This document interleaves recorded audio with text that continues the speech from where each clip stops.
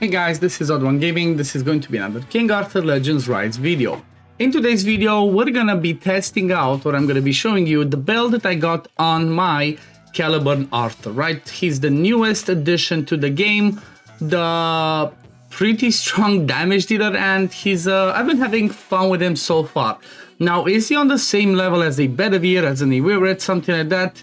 Maybe, right? I'm saying maybe because, well, he does have a different kit, and the way that his kit works is it's more tailored around longer standing fights. And it's all because of this passive, right? If you have him Chivalry 1, every time he deals damage, he gains more attack, more crit rate, more crit damage, and more hit accuracy. Now, as far as I've seen, the crit rate goes up to 45% crit rate. Crit damage, I think it goes to 30%. Attack, something like 30%. Then hit accuracy, I think it's 20%.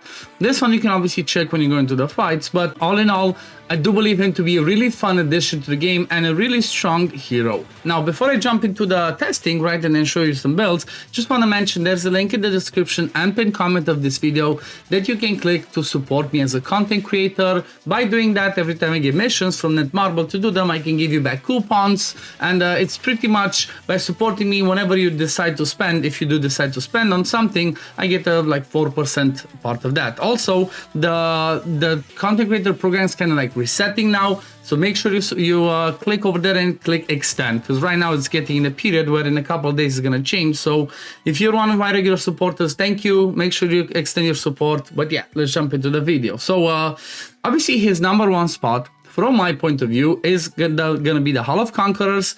He's gonna be like the key of like one of the best ones, and not the best, for the steel flank Penweed. As I showed yesterday in my video on my first first try, first look, he was the number one damage dealer, and he did like I think 60 or 70% of damage, even though I have a pretty strong built aim. The reason why he's so good over there is because one, he brings lots of multi-hits, and two, obviously these are long fights, right? The Hall of Conqueror fights are long-term fights. They take a while, so you don't have a time limit. Just once you get the 200 turns, it's just a turn limit. Once you get to 200 turns, that's when it ends. So he was kind of king over here. Then other areas that I tested him, and I really loved it, right? I went into Plane of Beasts, for example. He did my fastest team. He helped me do my fastest team. So pretty much I use him in the lead with Kay, Tristan, and then Morgan, and I pretty much obliterate the boss, right? It's kind of like we take the shield off with Tristan and Kay's hits, and then just Caliburn Arthur straight up finishes it, because he already starts with that buff on him, right? That gives him those extra hits from the passes. So watch this, boom, boom, and then he goes and boss is dead. That's it.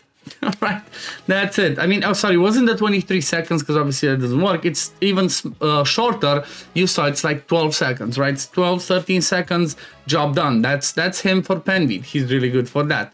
Then I even took in the Shrine of Storms, right? I replaced my Iwirit with him, and he still works fine over here, right? He still works fine over here. I put him in the lead.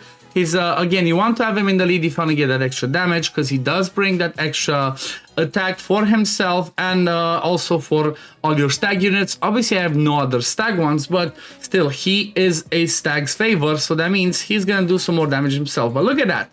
Keep in mind, my gear is not obscene, right? I'm gonna show you the gear at the end. My gear is not obscene by any means. It's still, work in progress. I don't have enough Ascension set to be able to put him in, because from my point of view, I believe the Ascension set to be the best one for him, because that's the one that gives him the most attack, of course. So that's kind of something to keep in mind, right? From what I'm gonna show you, if you're gonna have Ascension, make sure you use that. Seems like I got some bad RNG on this one. Come on, just get a turn.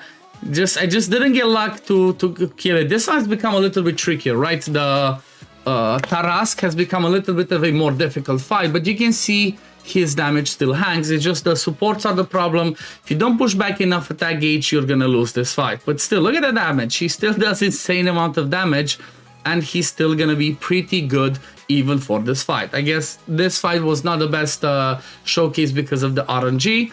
Let's take it even in the, what's it called? The Nest of Iskall High. I even took him here, but I guess, let me just take Iwirit out, so it's, so we don't have any other damage dealer that takes from that. Let me bring in her. I guess, yeah, let's just go with her like that. I'm just gonna do a fight again.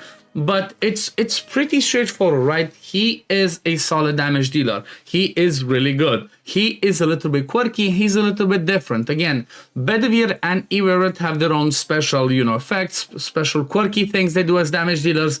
He shines most if you take him in long-standing fights, right? Like, look at that. He just obliterates stuff. Let me see. Maybe in this fight we're gonna be able to get that extra buff to the max.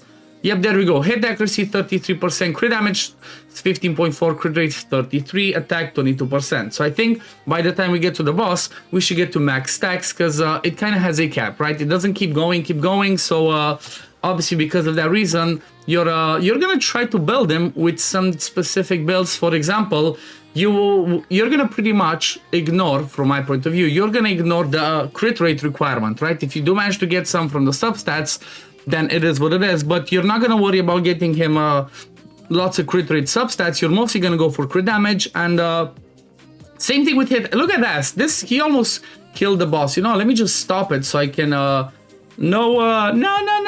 Let me look. So okay, yeah, there we go. So 24% hit accuracy, 11.2 crit damage, 22 for crit rate. I guess this one doesn't quite show because of the fact that, again, I think it resets every round. So in stuff like this, it just resets. But still, you saw, if I had stronger gear, I would have just one-shot the boss with him, right? I don't do that with my Iwerit yet. I would have just one-shot the boss, and that would have been so much fun. Same principle, obviously, you can use him if you want him as an AoE damage dealer. For favor dungeons, just make him use his third skill. You can even use his Seal Temple. Pretty much anywhere you need a strong damage dealer, he can be used. For the sake of this one, obviously he's going to be amazing for the Hall of Conquerors, the steel flanked Penveed, because again, he brings a ton of hits from his normal skill, right? He brings a triple hit on the second skill, but then on his passive, every other turn, he's going to be doing that extra 5 hits from the passive that ignore defense, because he has Stygian Aura. Every time he does this, then he removes it. Then he gets this on, then he removes it. So he's gonna be doing that a lot. Now, I just want to jump in this fight. I'm not gonna let the whole fight go through. I just wanted to jump in so I can show you once he gets to that maximum number of stacks. Do keep in mind, against this fight, make sure you click the boss, right? You wanna hit the boss because otherwise, you're not going to be doing the right amount of damage, right? You're going to be doing less because you're going to focus the side adds, and damage on those, unfortunately, does not count, right? Damage on the steel flanked tasks, they do not count for some reason, so keep that in mind. But let's see, I think once he does the second hit again, he should be at maximum stacks. To be fair, this is something that impresses me. He gets to those stacks pretty fast, right? Okay, there we go. I think he's at max. I think he's already at max, and it just needed a couple of hits, and that's it. So he gains 30% more attack, 45% more crit rate, 21% more crit damage, and 45% more hit accuracy. This pretty much tells me you don't need to put any hit accuracy on him, on on the main stats, because he's gonna get enough from this. You're not gonna need much crit rate because he gives 45, plus he starts with 15, that's just 60 straight up, and then he gains a lot more attack. So maybe after we test more and check out some more things, I have a feeling like he might become the #1 damage dealer in the game, right? He might have the potential to be the best damage dealer in the game with that insane second skill, because again, that second skill, every other turn when he has, or like, every time he has the Stygian Aura, which should be every other turn, if you just use the second skill, he's going to be doing those insane amount of hits that also ignore defense. I mean, that's that's kind of impressive. So if you look over here at the damage, you can see 76% by him, 11% by Ain, and then a little bit by everybody else. And keep in mind, Ain is pretty much built for damage for me, okay? So how should you build him though, right? What should you put on him? I'm going to show you the infographic that they shown and kind of going to explain it, because the infographic that they are showing might be a little bit misleading, okay? Because again, you're gonna see what I mean, but pretty much again, this is all it's about. His passive, that's insane, and then this is the one I'm talking about. When attacking while under Stygian Aura, which again, he gets it every time he does the second skill, he's gonna do 5 hits after that do 215% damage. That's gonna be insane. I think with higher chivalry, it's gonna ignore defense, right? Let me see. Yep, so chivalry 3, that hit's gonna ignore 20% more defense. That's gonna be insane. And the cool thing is, the only thing that enhances his skills are up until chivalry 5, and that's it. Everything else just more stats. So I have a feeling I'm going to be investing in him a lot because he's a good damage dealer. But let's look at the infographic. So when they introduced him last week on the 29th, they kind of showed like his skills, what he does. Again, you can see he brings damage dealt in battles, not attack, I was wrong. Damage dealt by 10% and also hit accuracy for stag, which is included 10%, which means you should not be needing much hit accuracy, right? I might build him as my AoE damage dealer as well. I'll have to see because he's pretty fun. But if we look at the gear sets, you're going to see that they recommend Ascension, which again, that's the one I recommended, right? It gives you the most attack, so therefore the most damage.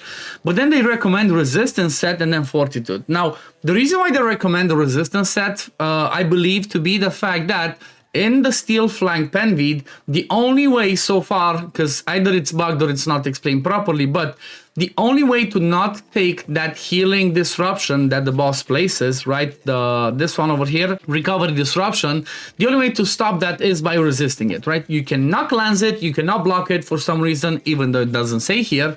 It just lands there. So the only way to deal with this, if you have an issue, is to have high resistance. And that's why I believe they put this over here, right? Resistance. And same thing for Fortitude.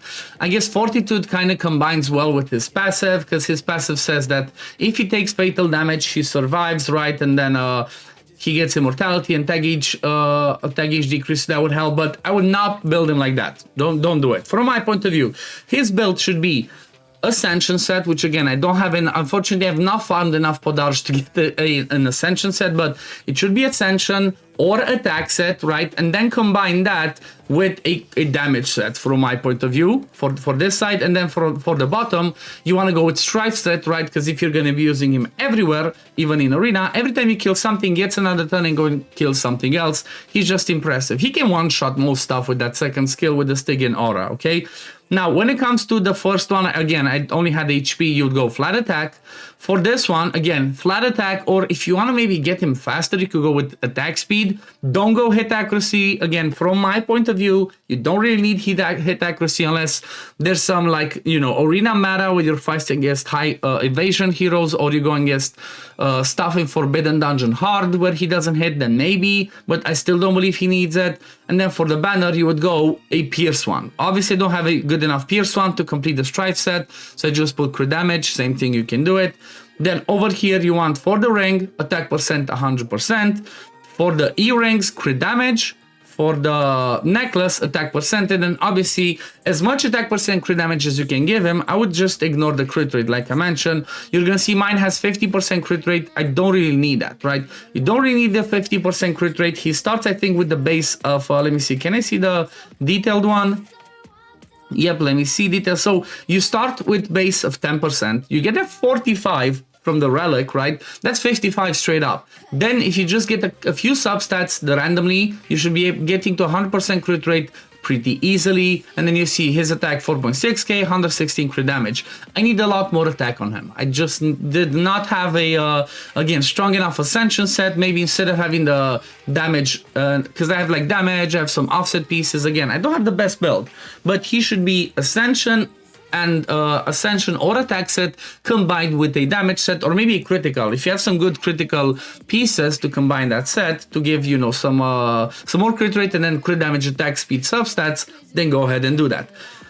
But yeah, that pretty much covers it, right? That's the way that I believe everybody should be building Caliburn Arthur. He's a strong hero. He's definitely a really good damage dealer. And again, I have a feeling that he might creep up in more and more teams after we do more testing and find the right way to use him, because he definitely competes with Iwerit and with Bedivere as one of the best damage dealers in the game. But we're gonna leave it at this for today, guys. Thank you for watching. As always, if you do enjoy my content, don't forget to like this video, subscribe to the channel to see when I upload next. Again, don't forget about the link in the description and pinned comment of this video that you can click to support me as a content creator, or if you're already supporting me, don't forget to extend that support. There's 2 more days up until resets. Really appreciate it. Costs you nothing, helps me a ton. And yeah, guess I'm gonna see you on the next one. Peace, love, take care, everyone. Bye, guys. Fight with honor. Vanquish the wicked, and you may prove worthy of your legacy.